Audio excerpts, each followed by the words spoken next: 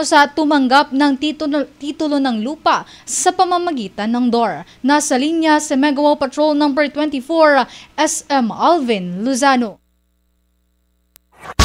Bicol Network News Report!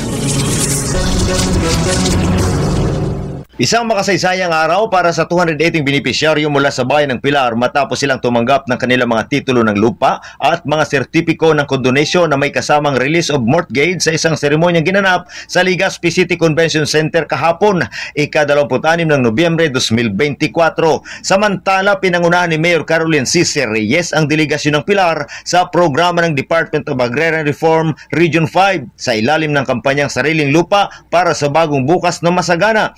Kasama ni Mayor C. Reyes, si Senator Amy Marcos na nagbigay ng mensahe ng suporta para sa mga agrarian reform beneficiaries.